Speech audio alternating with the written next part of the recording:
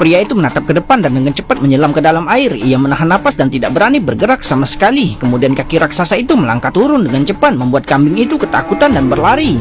Tapi ia ditangkap oleh tangan besar di detik berikutnya. Pria itu hanya bisa melihat semuanya dengan kaget tanpa bersuara. Rekan yang tidak jauh itu menghela napas lega dan berbalik. Ketika ia penasaran dan mengintip, monster besar itu tiba-tiba muncul di depannya. Sebelum ia bereaksi, raksasa di depannya seperti mencium baunya. Melihat ini, pria itu dengan cepat menghindar dan bersembunyi. Tapi raksasa itu sudah datang dengan kecepatan tinggi. Saat pohon itu tumbang, pria itu ketakutan oleh pemandangan ini dan termundur.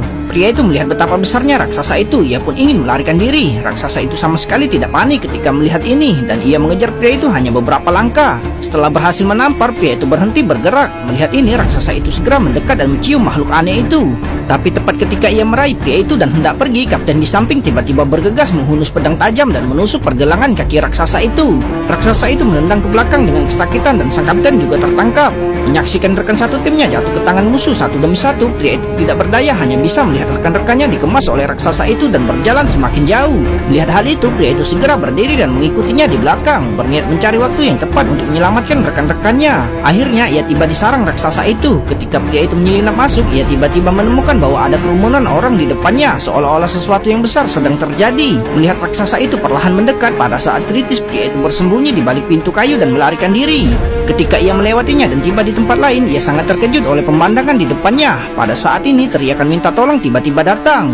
Pria itu tidak mengatakan sepatah kata pun dan segera mengikuti suara itu dan menyelinap masuk lagi. Setelah melalui kesulitan yang tak terhitung, ia akhirnya menemukan rekannya. Saat itu, ia hanya bisa menyelamatkan rekannya yang hendak dijadikan makanan terlebih dahulu untuk membalikan keadaan. Tanpa diduga, raksasa itu berbalik saat itu juga. Di saat kritis, ia harus menyerahkan pisau kepada pria itu dan mundur terlebih dahulu. Raksasa itu mengambil tusuk dan memasukkan ke makanan satu persatu, lalu membawa piring itu ke dalam oven. Melihat rekannya dalam bahaya dan hampir mati, ia tidak ragu-ragu dan segera memanjat tali untuk menyelamatkannya. Saat itu, pria itu mengambil resiko besar di setiap langkahnya. Jika ia tidak hati-hati, ia akan menjadi orang mati di bawah pisau. Raksasa mengulurkan tangannya ke rekan pria itu, berniat untuk membelahnya. Di saat kritis, pria itu mengambil belati dan melompat turun dengan tegas. Ia berhasil mengenai sasaran. Melihat raksasa itu berjuang kesakitan, rekan di sampingnya juga mengambil belati untuk membelah lubang itu dan melarikan diri dengan cepat. Karena mengira tidak cocok untuk berlama-lama di sini, mereka tidak berani ragu dan melarikan diri dari pintu keluar. Namun yang tidak diduga oleh mereka adalah raksasa itu sudah menyiapkan pasukan berat untuk menjaga tempat ini.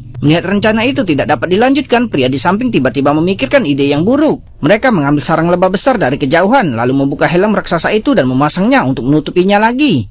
Kemudian yang harus mereka lakukan hanyalah menunggu dengan tenang keberhasilan rencana itu, dan semua ini sesuai dengan yang diharapkan mereka. Raksasa itu langsung terbangun oleh lebah itu. Saat rasa sakitnya berangsur-angsur meningkat, raksasa itu tidak punya pilihan selain